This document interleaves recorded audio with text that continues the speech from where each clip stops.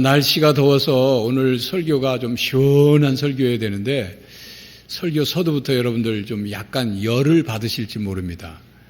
각오를 하시고 들으시면 좋겠습니다. 지난 7월 28일 동아시안컵 축구대회 한국과 일본 팀의 축구 경기 응원에서 역사를 잊은 민족의 미래는 없다는 우리 응원단의 프랭카드가 문제가 됐습니다. 근데 사실 먼저 대형 우길기를 꺼내 흔든 일본 응원단의 시작이 발단이죠. 여러분, 그 일본 깃발, 이제 그 일본 국기 말고 깃발 우길 승천기라고 부르는 사람이 있는데 우길기입니다. 우길기. 승천은 무슨 승천입니까? 본래 이름도 우길기입니다. 내가 보니까 그 깃발 모양은 마치 태양이 찢어져서 흩어지는 것 같은 그런 깃발인데, 이 우길기는 일본이 태평양 전쟁 때에 자기들이 군함이나 이 군기로 깃발로 사용하던 것입니다. 그래서 그 깃발은 일본의 군국주의와 제국주의를 상징하는 깃발이죠. 그러므로 우길기라고 부르는 것보다는 우길전범기라고 불러야 더 맞습니다. 그렇기 때문에 특히 동아시아 국가들, 태평양 전쟁에 피해를 입었던 동아시아 국가들과의 운동 경기에서 우길전범기를 흔드는 것은 이건 굉장한 모독입니다. 그리고 이 피해를 입은 국가에를 모멸감을 주는 거죠. 그런 그들의 우길전범기를 꺼내든 일본 응원단을 향해서 우리가 역사를 잊은 민족에겐 미래는 없다는 플랜카드를 흔든 이후에 꺼내서 펼쳤습니다. 사실 그 역사를 잊은 민족에겐 미래는 없다는 이 플랜카드는 아주 엄중한 의미가 있는 거죠. 그러나 이 우리의 엄중한 가르침에 대해서 일본의 한 장관은 그 우리나라 국민의 민도가 낮다고 비방을 하고 스포츠와 정치를 구분 못하는 것 같다고 하면서 비방을 했습니다. 일본 정부도 우리나라에게 유감을 표시했습니다. 역사를 잊은 민족에게 미래는 없다. 말이 맞는 말이죠. 그런데 일본은 뭔가를 그 말에 좀 찔리는 게 있는 모양입니다. 뭔가 잊은 게 있으니 그 말에 찔리는 거겠죠. 여러분 생각해 보십시오. 유럽에서 독일과 유럽의 어느 나라가 축구 경기를 하는데 독일 응원단이 나치 깃발을 흔든다고 한다면 이건 심각한 문제입니다. 그건 굉장히 심각한 일이에요. 아직 그 일본이 그 심각성을 모르는 거죠. 일본이야말로 스포츠와 전쟁을 구분 못하는 전능한 국가가 아닌가 하는 의심이 듭니다. 일본의 극우화를 이끌고 있는 아베 신조 총리는 지난 4월 침략이라는 정의는 학계적으로나 국제적으로 정해지지 않았다. 국가 간의 관계에서 어느 쪽에서 보느냐에 따라서 해석이 달라진다. 이런 얘기를 했습니다. 일본 하시모토 오사카 시장은 전쟁 시 위안부는 필요했다는 망언을 했습니다. 일본이 이렇게 잘못된 역사의식을 가진 채 식민지 지배를 미화하고 대한민국 영토를 자기네들의 것이라고 주장을 하고 전쟁 범죄에 대해서 사과도 반성도 피해 보상도 외면한다면 일본은 일본에 의해서 피해를 입은 국가들과 단연코 미래를 함께할 수 없습니다. 그런 나라에 무슨 미래가 있겠습니까? 오늘은 제68주년이 되는 8.15 광복절을 맞이해서 광복절 감사주일로 지키고 있기 때문에 우리는 시편 126편 말씀을 통해서 이 끓어오르는 열을 어떻게 식혀야 할지, 신앙인으로서 어떤 자세를 가져야 할지, 그리고 역사와 세상 속에서 어떤 신앙으로 살아야 할지를 함께 깨닫고 다짐하고자 합니다. 오늘 본문 시편 126편 시는 성전으로 올라가며 부르는 시입니다. 70여 년간의 바벨론 포로 생활에서 자유케 하신 이를 회상하며 노래한 시죠. 시인은 바벨론 포로 생활을 뼈저리게 경험을 했고 그 약속의 땅으로 귀환해 들으면서 이 기쁨을 어쩔 줄 몰라 하는 마음으로 이 시를 썼습니다. 여호와께서 시온의 포로를 돌려보내실 때 우리는 꿈꾸는 것 같았도다. 그때 우리의 입에는 웃음이 가득하고 우리의 혀에는 찬양이 찼었도다. 그때 문나라 가운데서 말하기를 여호와께서 그들을 위하여 큰 일을 행하셨다 하였도다. 여호와께서 우리를 위하여 큰 일을 행하셨으니 우리는 기쁘도다. 쉬운 성경 번역본에는 이렇게 되어 있습니다. 여호와께서 포로들을 시온에 돌아오게 하셨을 때 우리는 꿈을 꾸는 것 같았습니다. 우리의 입은 웃음으로 가득 찼고 우리의 혀는 기쁨의 노래로 가득 찼습니다. 그때 세상 나라들이 말했습니다. 여호와께서 그들을 위하여 위대한 일을 행하셨다. 여호와는 우리를 위하여 위대한 일을 행하셨습니다. 우리는 너무나 기쁩니다. 3절까지 말씀이죠. 포로 이스라엘 백성들의 바벨론에서의 귀환은 불가능한 기적이었습니다. 메대 바사를 통일하고 바벨론을 정복한 페르시아의 고레스 왕이 전격적으로 이스라엘 포로들을 고국으로 귀환하도록 명령한 거죠. 있을 수 없는 일이 일어난 거예요. 일반적으로 정복하고 포로로 끌고 간 다시 그 정복된 나라가 뒤덮이지 않는 이상 다시 그 포로들을 고국으로 돌려보내는 것, 있을 수 없는 일이에요. 그러나 그런 일이 일어난 거죠. 이스라엘 백성들에게 그 일이 꿈을 꾸는 것과 같았다는 일입니다.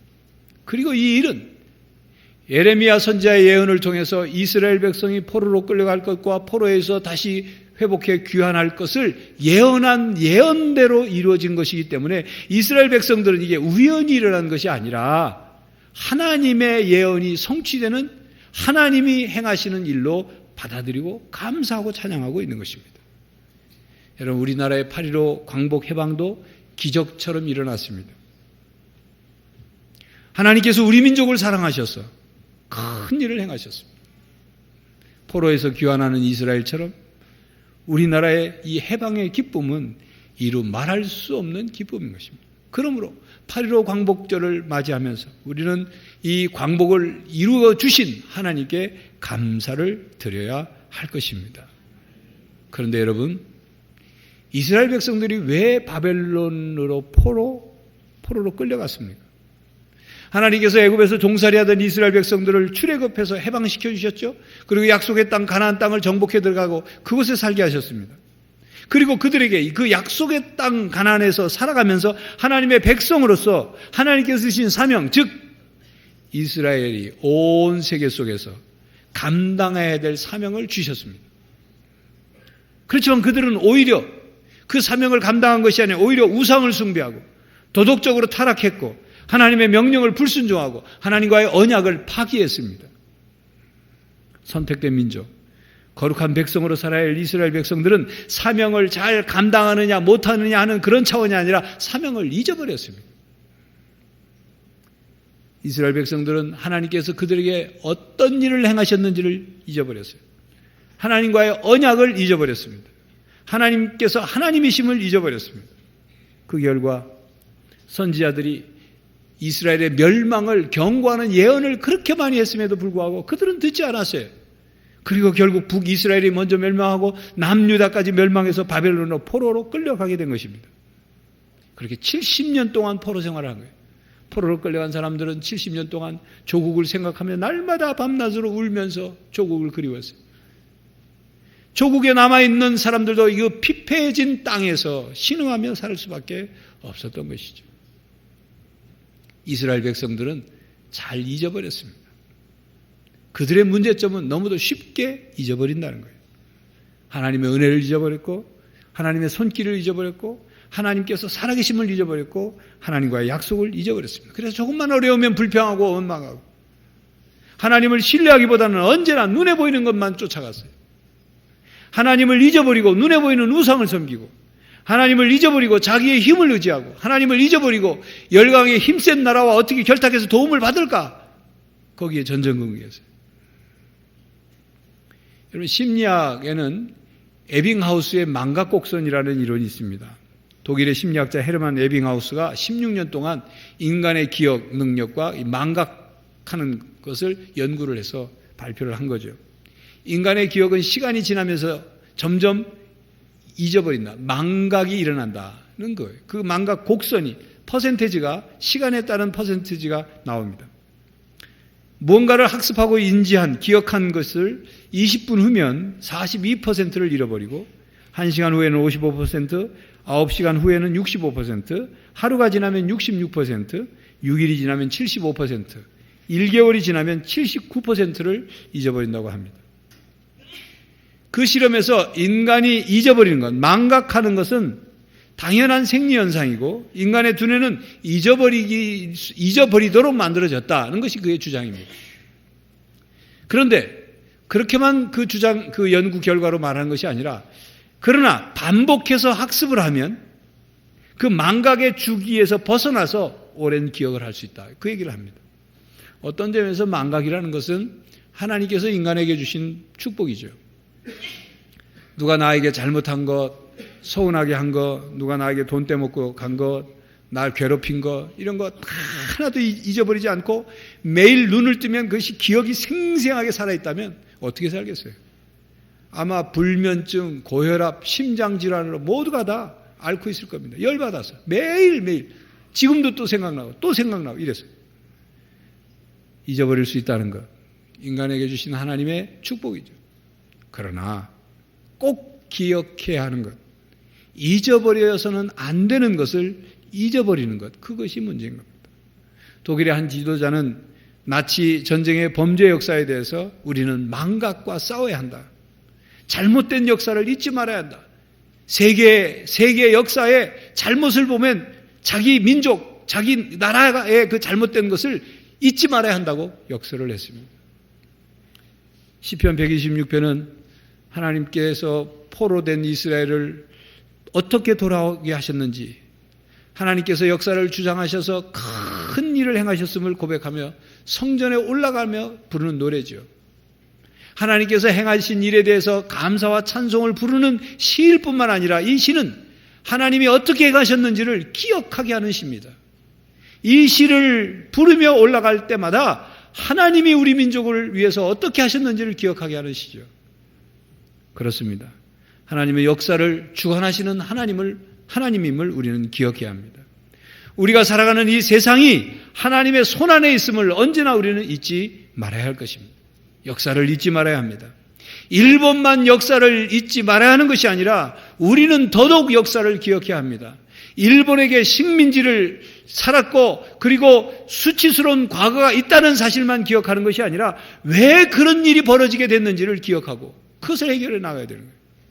다시는 수치스러운 역사가 되풀이되지 않도록 우리 후손들에게 역사를 가르치고 역사를 기억하게 해야 하는 것입니다.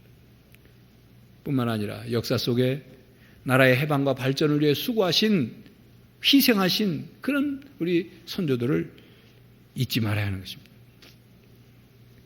프랭크 윌리엄 스코필드는 1889년 영국에서 태어났습니다. 1907년 카나다로 건너가서 이듬해 토론토 대학 수의과 대학에 입학했습니다. 1907년 입학했지만 대학 2학년 때 소아마비에 걸려서 왼쪽 팔다리가 마비되었습니다. 그는 졸업 후에 보건국 세균학 연구소 조수로 일하면서 박사학위를 받고 1914년 토론토 대학에서 학생들을 가르쳤습니다. 2년 뒤 1916년 세브란스 의학전문학교 에비슨 교장의 제안을 받아서 그가 선교사가 되어서 그 이름도 생소한 식민지 조선에 건너와서 세균학과 위생학을 가르쳤습니다. 당시 일본 지배 아래 신음하던 우리나라 백성들의 고통을 몸소 그가 느끼면서 한국의 문화와 언어를 익히려고 애를 썼습니다. 그러던 중 1919년 민족 대표 33인 중에 33번째 이갑성인과 그분과 몰래 만났죠. 그리고 3.1운동 거사가 시작되면 해외 정세를 파악하고 그리고 사진으로 기록을 남기는 임무를 그가 받게 되었습니다. 드디어 김인현 3.1운동이 시작되자 스코필드는 소아마비의 몸을 인해서 불편한 팔과 다리를 아랑곳하지 않고 그 독립운동의 소용돌이 속에서 3.1운동의 전모를 카메라에 담아서 기록을 남겼습니다. 수원 제암리 참사 소식을 듣고 불편한 몸으로 홀로 달려가서 사진을 찍고 주민들의 증언을 기록했습니다.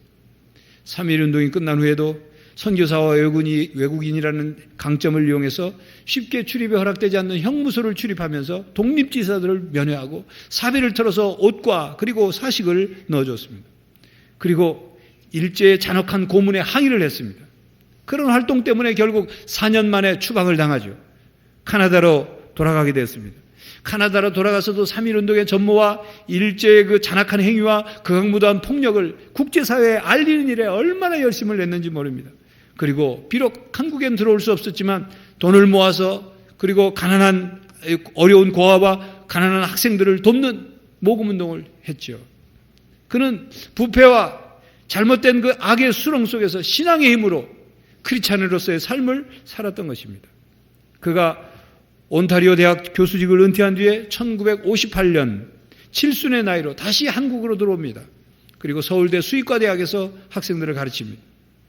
이승만 정부의 부정과 독재를 비판했고 4.19 의거를 격려했습니다. 그래서 외국인으로는 처음으로 대한민국 문화훈장과 건국 공로훈장 국민장을 받았습니다.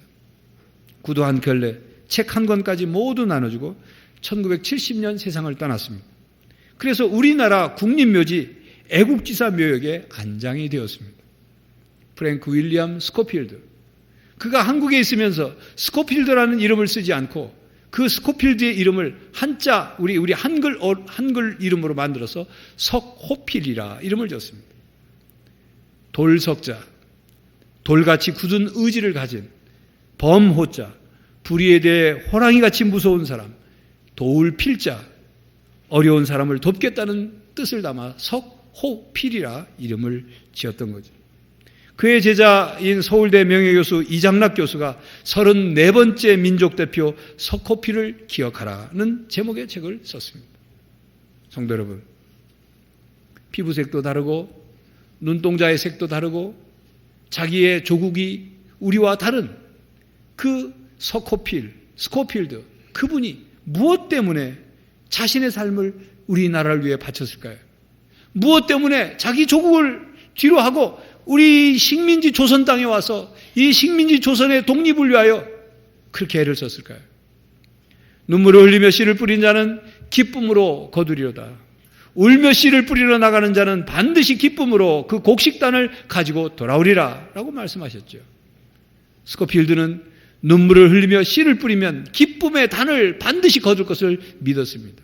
반드시 하나님께서 큰 일을 행하실 것을 믿었습니다. 이스라엘을 애굽에서 해방시키신 하나님께서, 이스라엘 포로를 바벨론에서 회복시킨 하나님께서 일본의 식민지 아래에 있는 대한민국도 해방시켜 주실 것을 믿었던 것입니다. 그래서 그는 하나님 나라를 바라보며 하나님 나라를 이루기 위해서 달려온 거예요. 그런 분이 있었기에 우리나라가, 이 민족이 오늘 이렇게 될 수 있었던 것입니다. 스코필드뿐만 아니라 수많은 애국지사들이 눈물을 흘리며 씨를 뿌렸습니다.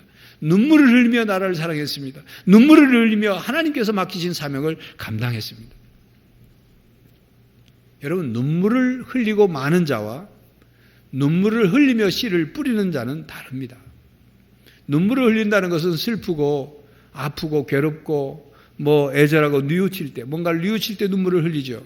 그러나 눈물을 흘리고 말면 그냥 그게 끝이고 슬프고 끝인 것이죠. 슬픔으로 끝납니다. 그러나 눈물을 흘리며 씨를 뿌리는 사람은 다르죠. 지난날의 역사를 반성하고 참여하고 눈물을 흘리며 씨를 뿌려야 합니다. 미래를 향해 나가야 해요. 하나님의 관점에서 역사를 바라보고 하나님의 관점에서 세상을 바라보고 미래를 향해 눈물을 흘리며 씨를 뿌려야 하는 것입니다. 하나님께서 이 땅의 역사를 다스리십니다. 하나님께서 이 세상을 다스리십니다. 우리는 역사의 교훈만을 깨닫고 기억할 것이 아니라 역사 속에서 함께 하시고 역사 속에서 큰 일을 행하시는 하나님을 믿고 그 하나님의 주권과 통치와 섭리를 믿고 미래를 향해 씨를 뿌려야 하는 거예요. 하나님께서 구약의 수많은 선지자들을 통해서 하나님이 각 나라에 이루어질 하나님의 공의가 어떤 것인가를 말씀하셨습니다. 그리고 각 나라의 백성들이, 대한민국의 백성들이 어떻게 살아야 하는지를 가르쳐 주셨어요. 그 말씀에 순종하며 살아야 하는 것입니다. 하나님은 우리가 소속된 공동체에서 하나님께서 맡기신 사명을 감당하기를 원하십니다. 우리가 가정 공동체에 속해 있으면서 부모로서, 남편으로서, 아내로서, 자녀로서 어떤 사명, 어떤 역할을 해야 하는지 그것을 감당하기를 원하시는 거예요. 우리가 가정에서뿐만 아니라 직장에서, 우리가 교회에서 어떻게 살았는지, 어떻게 사명을 감당했는지, 어떻게 자기 역할을 잘 감당했는지 그것을 세상 끝날이 되면 하나님 앞에 결산해야 하는 것입니다. 우리가 대한민국에 소속된, 대한민국이라는 나라에 소속된 그리스도인으로서 어떻게 살았는지, 우리의 사명을 감당했는지, 어떤 역할을 했는지, 그래서 대한민국이라는 나라가 하나님의 나라를 이루는데, 건설하는데 어떤 역할과 사명을 감당했는지 그걸 하나님이 결산하신다, 심판하신다 그 말입니다. 그러므로 우리는 우리 나라와 민족을 사랑해야 합니다. 살기 좋은 나라가 될 수 있도록, 하나님의 사랑과 의가 실천되는 나라가 될 수 있도록, 이 민족이 구원받는 민족이 될 수 있도록, 그리고 우리나라가 하나님께서 맡기신 사명을 감당하는 나라가 될 수 있도록 하나님의 백성으로서 이 나라를 사랑하고 이 나라를 변화시켜 나가야 하는 것입니다. 그러나 그리스도인은 대한민국에 속한 국민이지만 국수주의자나 민족 우월주의자가 되어서는 안 됩니다. 국수주의자란 자기 나라의 역사나 문화나 전통이 우월하다고 생각해서 다른 나라를 무시하고 다른 나라를 배척하는 사람들이 국수주의자예요. 민족 우월주의자는 히틀러와 같은 인물입니다. 자기 민족이 우월하기 때문에 다른 민족을 죽이거나 멸시해서라, 무시하거나 죽여서라도 자기 민족 우월성을 드러내야 한다는 생각을 가진 사람이 민족 우월주의자예요. 자기 나라와 민족을 사랑하되 그렇게 잘못된 사랑을 해서는 안 된다. 국수주의자, 민족 우월주의자가 돼서는 안 되는 것입니다. 여러분, 이스라엘 백성들의 잘못이 무엇인지 아십니까? 자기 백성들만 사랑한 거예요. 유대인만 사랑한 거예요. 다른 이방 민족들을 무시하고 멸시하고 외면했습니다. 사실 하나님께서 이스라엘 백성을 하나님의 백성으로 선택하신 것은 이스라엘을 통해서 모든 민족에게 하나님의 뜻을 펼치기를 원하셨던 거예요. 이스라엘이 온 세상 속에 하나님이 어떤 분이신가를 증거하는 민족이 되기를 원하셨는데 이스라엘은 그 사명을 외면한 것입니다. 그래서 지금도 이스라엘 땅 안에 팔레스타인 자치지구와 그 아랍 인근 지역의 국가들과 분쟁의 문제를 그래서 풀지 못하는 거예요. 자기 민족만 생각하니까.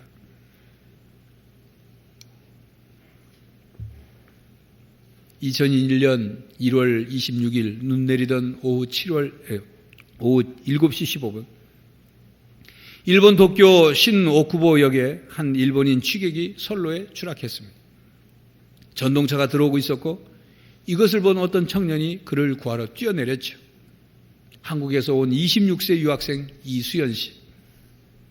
이 이수연 씨가 뛰어내리고 전동차가 그 취객이 떨어진 그곳까지 도착하는데 걸리는 시간은 약 7초 정도의 시간이었다고 합니다. 7초 동안 이수연 씨는 그 술에 취한 사람을 철로 바깥으로 꺼내고 싶었지만 쉽지 않았어요. 그래서 그 이수연 씨가 달려오고 있는 전동차를 향해서 X표를 표시하면서 멈춰달라고. 그럼에도 불구하고 열차가 계속 달려오는 것을 느끼고 가까스로 취객을 철로 바깥으로 밀어내고 그 청년은 전동차에 치여 그 자리에서 목숨을 잃게 됐죠. 그는 울산에서 태어나 부산 낭민초등학교를 다녔고 동래 중학교를 졸업했다고 합니다. 그 당시 이 소식을 들은 우리나라 국민들과 일본 국민들은 깜짝 놀랐습니다. 극도로 이기주의자가 판을 치는 시대. 남의 일에 특별히 무관심하던 일본인들이, 그것도 한국인이 술 취한 일본인을 구하기 위해서 자기 목숨을 희생했다는 그 사건에 그들은 놀라고 감동을 한 것입니다. 이수연 씨의 이 감동 실화가 일본에서 너를 잊지 않을 거야 라는 제목의 영화로 만들어져서 많은 일본인들이 보고 울었습니다. 일왕 부부까지도 보고 눈물을 흘리며 감상했다고 합니다. 그런데 교우 여러분, 이수연이라는 청년이 그 술 취한 일본인과 무슨 관계입니까? 일본이라는 나라와 우리나라와의 관계를 생각한다면 술 취한 일본인을 그 일본인이 죽든 말든 무슨 상관이 있겠습니까? 일본인들도 뛰어들지 않는데 뭐하러 한국인이 뛰어들어서 그를 구해야 하겠습니까? 그렇게 생각할 수 있겠죠. 그러나 이수연 씨는 나라를 넘어섰습니다. 나라를 넘어서서 한 생명을 구한 거예요. 한일 관계를 넘어서서 일본 취객을 구한 것입니다. 죄는 밉지만 죄인을 미워해서는 안 되듯이 나라는 밉지만 한 인간의 생명은 고귀하기 때문에 그를 구하러 뛰어내린 것입니다. 여러분, 이 땅의 나라는 어느 나라든 영원한 나라가 아닙니다. 미국이든 중국이든 일본이든 대한민국이든 이 세상에 영원히 존재할 수 있는 게 아니에요. 이 땅에 사는 동안 우리는 우리가 속한 나라에서 그리스도인으로서의 사명을 다할 뿐인 것입니다. 이 땅의 모든 나라는 하나님께서 통치하고 계시고 각각의 모든 이 땅의 나라는 하나님 나라를 위해서 그 역할을, 사명을 감당해야 하는 것입니다. 성경에는 그래서 세상 끝날 역사의 종말이 오게 되면 모든 민족이 주님 앞에 줄을 서서 심판을 받아 양과 염소로 구분될 거라고 말씀하셨습니다. 그리스도인은 두 나라의 국민입니다. 빌립보서 3장 20절 말씀처럼 그러나 우리의 시민권은 하늘에 있는지라 거기로부터 구원하는 자 곧 주 예수 그리스도를 기다리노니 라고 말씀해요. 우리는 이중 시민권자들이에요. 이중 국적을 가진 사람들이에요. 하나의 국적은 대한민국의 국적을 가지고 있고 또 하나는 하나님 나라의 시민권, 하나님 나라의 국적을 가지고 있습니다. 그러므로 그리스도인은 우리 민족, 우리 나라만의 이익을 위해서 사는 것이 아니라 하나님 나라의 의와 원리가 이 땅에서 실천이 되고 그리고 하나님 나라를 건설하며 살아야 하는 것입니다. 어느 철인이 말했다고 합니다. 사람 중에는 새의 눈을 가진 사람이 있고 벌레의 눈을 가진 사람이 있다고 했습니다. 새의 눈을 가진 사람은 멀리 내다보고 벌레의 눈을 가진 사람은 바로 눈앞에 현실만을 바라보는 사람이라고 했습니다. 그렇기 때문에 새의 눈을 가진 백성이 많은 나라는 흥할 것이고 벌레의 눈을 가진 사람이 많은 나라는 망할 것이라고 말했습니다. 그렇습니다. 그리스도인은 새의 눈을 가지고 살아가야 합니다. 뿐만 아니라 이 땅의 나라만이 아니라 영원한 하나님 나라를 바라보며 살아야 합니다. 그리스도인은 역사 속에서 삽니다. 이 세상 속에서 삽니다. 그 역사와 세상을 하나님이 다스리십니다. 하나님이 통치하십니다. 하나님이 주권적으로 역사하십니다. 하나님의 뜻을 이루어 가십니다. 그래서 이 세상 끝날이 되면 하나님 나라가 완성이 되고 모든 민족들이 하나님 앞에 심판을 받게 될 것입니다. 성도 여러분, 오늘은 제68주년이 되는 8.15 광복절을 며칠 앞두고 하나님께서 우리 민족에게 베푸신 은혜를 우리는 감사해야 합니다. 그리고 우리나라의 역사를 하나님께서 주관하고 계심을 잊지 말아야 할 것입니다. 뿐만 아니라 하나님께서 크신 능력으로 이 땅에 광복의 기쁨을 허락해 주셨지만 아직도 이 나라는 남과 북으로 나뉘어져 있다는 사실을 잊지 말아야 합니다. 뿐만 아니라 이 대한민국에 아직도 우상과 타락한 사상과 가치가 아직도 많이 있다는 것을 우리는 잊지 말아야 할 것입니다. 성도 여러분, 작은 실천, 작은 사건, 한 사람이 행하는 작은 행위가 모여서 역사를 만들고 세상을 바꾸는 것입니다. 그리고 하나님 나라가 건설되는 것입니다. 거대한 혁명이 필요한 것이 아니라 작은 것 같지만 아무것도 아닌 것 같지만 작은 헌신을 통해서 큰 하나님의 역사가 이 땅에 이루어지는 것입니다. 눈물을 흘리며 씨를 뿌리는 사람은 기쁨으로 거둔다고 말씀했습니다. 우리와 함께 하시는 하나님, 큰 일을 행하시는 그 하나님을 믿고 나라를 사랑하고 그리스도인으로서 씨를 뿌리면 기쁨으로 하나님 나라를 건설하게 될 것입니다. 뿐만 아니라 하나님께서 이 우리의 조국 대한민국도 하나님의 의가 실천이 되고 그리고 살기 좋은 나라로 만들어 주실 것을 믿습니다. 기도하겠습니다. 하나님, 이 세상의 역사 속에 탐욕과 잘못된 생각들로 인하여 고통과 끔찍한 피비린내 나는 역사들이 많이 있었습니다. 주님, 그 역사를 기억하고 있지 않게 하여 주시고 역사의 잘못을 되풀이하지 않도록 저희들을 새롭게 하여 주시옵소서. 우리를 하나님의 백성으로 삼으시고 대한민국 국민으로 세우셨사오니 대한민국에 소속된 국민으로서 나라를 사랑할 뿐만 아니라 이 나라가 하나님 나라를 위하여 사명을 감당하는 나라가 될 수 있도록 이 나라를 변화시키고 이 나라의 모범을 보이고 이 나라를 더욱더 변화시키는 그리스도인들이 되게 하여 주시옵소서. 주님, 역사와 세상을 다스리시는 하나님께서 이 나라도 다스려 주시고 이 온 세상도 다스려 주셔서 참으로 전쟁이 그치고 그리고 모든 나라가 평화롭게 살 뿐만 아니라 하나님의 뜻을 이루고 하나님의 공의가 이 땅에 실천되게 하여 주시옵소서. 예수 그리스도의 이름으로 기도하옵나이다. 아멘.